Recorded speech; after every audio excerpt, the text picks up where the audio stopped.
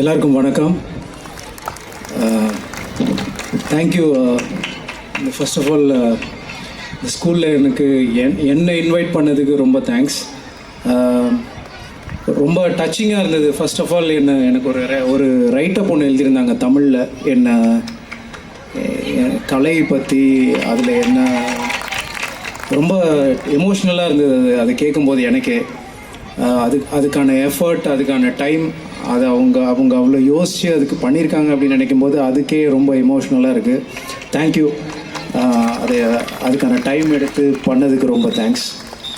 உண்மையாக எனக்கு ரொம்ப சந்தோஷமாக இருந்தது. தேங்க்யூ. அண்ட் அதே மாதிரி அந்த ஏவி ஒன்று போட்டிருந்தாங்க, ஒரு வீடியோ ஒன்று போட்டிருந்தாங்க.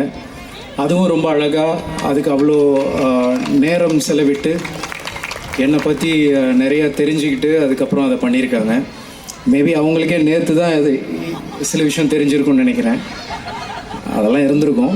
பட் இருந்தாலும் ரொம்ப அழகாக இருந்துச்சு, ரொம்ப டச்சிங்காக இருந்தது. எனக்கே என்னோடய ஜேர்னியை திருப்பியும் ஒரு தடவை போட்டு காமிச்ச மாதிரி இருந்தது.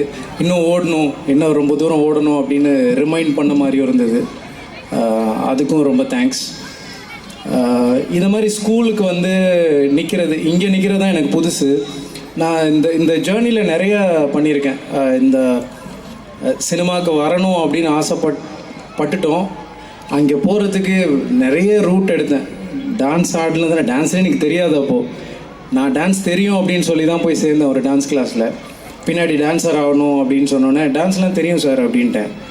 தெரியுமா அப்படின்னோடனே சரி வாங்க அப்படின்னு. அப்புறம் நான் போய் ஷோ ஆடி தான் அப்புறம் கற்றுக்கிட்டேன். பின்னாடி தான் ஆடுவோம், யாரும் பார்க்க மாட்டாங்க அப்படின்னு சொல்லிட்டு அப்படியே பின்னாடி எக்ஸ்பீரியன்ஸில் கற்றுக்கிட்டது தான் டான்ஸ்.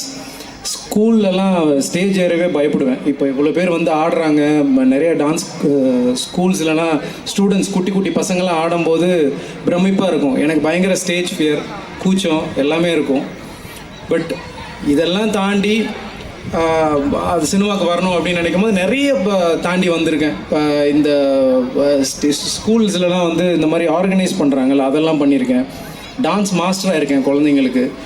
அப்போ இந்த மாதிரி ஈவெண்ட் நடக்கும்போது நானும் இங்கே தான் நிற்பேன் இந்த மாதிரி. ஸோ இதெல்லாம் எனக்கு ரொம்ப பழசு, இங்கே ஏறி நிற்கிறது தான் புதுசு.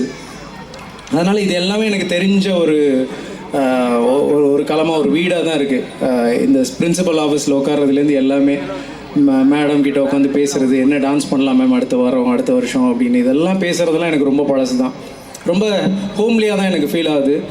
நிறைய ஈவெண்ட்ஸுக்கு போக மாட்டேன், முடிஞ்ச அளவுக்கு தவிர்த்துப்பேன். பட் இந்த ஸ்கூலை பற்றி கேள்விப்பட்டோன்னே கண்டிப்பாக வரணும் அப்படின்னு நினச்சேன். டக்குன்னு வந்துட்டேன், ரொம்ப யோசிக்கலை. நான் ஆல்மோஸ்ட் ஒரு 1.5 வருஷம் ஆகுது எந்த ஈவெண்ட்டுக்கும் போய். டிவிலையும் அநேகமாக பார்த்துருக்க மாட்டீங்க, நிறைய ப்ரோக்ராம்ஸ்லேயும் வரல. ஒரு பிரேக் எடுத்திருக்கேன், சினிமாவுக்கு போய் ஒரு ஹீரோவாக வரலாம் அப்படின்னு ஒரு பிரேக் எடுத்து. தேங்க்யூ. அதுக்கு இன்னும் என்ன தயார்படுத்திக்கலாம் அப்படின்னு அந்த வேலைகளில் இறங்கிட்டேன். ஸோ அதனால் இங்கே கூப்பிட்டதுக்கு ரொம்ப நன்றி. ரொம்ப சந்தோஷமாக இருக்குது உங்கள் எல்லாரையும் பார்த்ததுக்கு. அதே மாதிரி ஸ்கூலை பற்றி சார் நிறைய சொல்லிகிட்டு இருந்தார், மேடம் நிறைய சொல்லிகிட்டு இருந்தாங்க.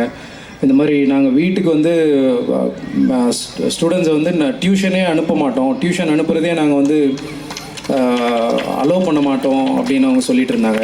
அதெல்லாம் ரொம்ப புதுமையாக இருந்தது, ரொம்ப பிரமிப்பாக இருந்தது.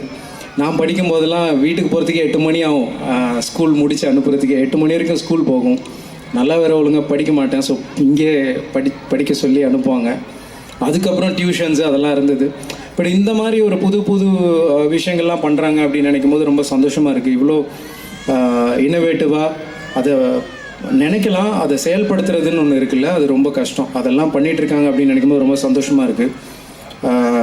உண்மையாக என்னை இங்கே கூப்பிட்டதுக்கு ரொம்ப தேங்க்ஸ். உங்கள் எல்லாரையும் பார்த்ததில் ரொம்ப சந்தோஷம்.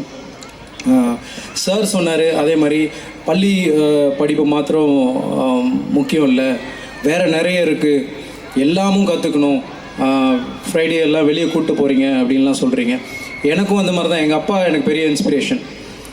ஸ்கூல் நான் 10th படிச்சுட்டு இருக்கும்போது எங்கள் அப்பா திடீர்னு அப்படியே புக்கை வச்சுட்டு வா, அயனிங் தெரியுமா அப்படின்னு சொல்லிட்டு அயன் பண்ண கற்றுக் கொடுத்தாரு. முதல்ல வாழ்க்கை பாடம் கற்றுக்கோ அப்படின்வார். ஸோ இன்னை வரைக்கும் நான் ஷூட்டிங் போகிறனாலும் டக்குன்னு அங்கே என்னை பார்த்து எனக்கு அசிஸ்டண்ட்டோ இல்லை அங்கே எதுவும் இல்லைனாலும் என் வேலையை என்னால் பார்த்துக்க முடியும். ஸ்கூல் படிக்கும்போது நானே தான் துவைச்சி, நானே அயன் பண்ணி, ஒயிட் ஷூலாம் நானே வாஷ் பண்ணி, நானே பாலிஷ் போட்டுலாம் நானே தான் போவேன். ஸோ எல்லாமே கற்றுக்கணும். அதுதான் வெறும் ஸ்கூல் படிப்பு மட்டும் இல்லை. ஸோ அதையும் சார் சொன்னார், ரொம்ப பிடிச்சிருந்துச்சி. ஸ்கூல் மேடையில் அதை சொல்லும்போது ரொம்ப சந்தோஷமாக இருக்குது அதை கேட்டதுக்கு. மறுபடியும் ரொம்ப நன்றி என்னை கூப்பிட்டதுக்கு. இந்த வருஷம் மட்டும் இல்லை, அடுத்த வருஷமோ இல்லை அதுக்கு அடுத்த வருஷமோ கண்டிப்பாக நானே இங்கே வரணும் அப்படின்னு எதிர்பார்க்குறேன். கண்டிப்பாக எப்போ போக முடியுமோ நான் கண்டிப்பாக உங்களை எல்லோரும் வந்து நான் பார்க்குறேன். நன்றி. Thank you. Thank you for your thought-provoking and inspiring words, sir. Your presence has enriched our gathering. Thank you once again, sir.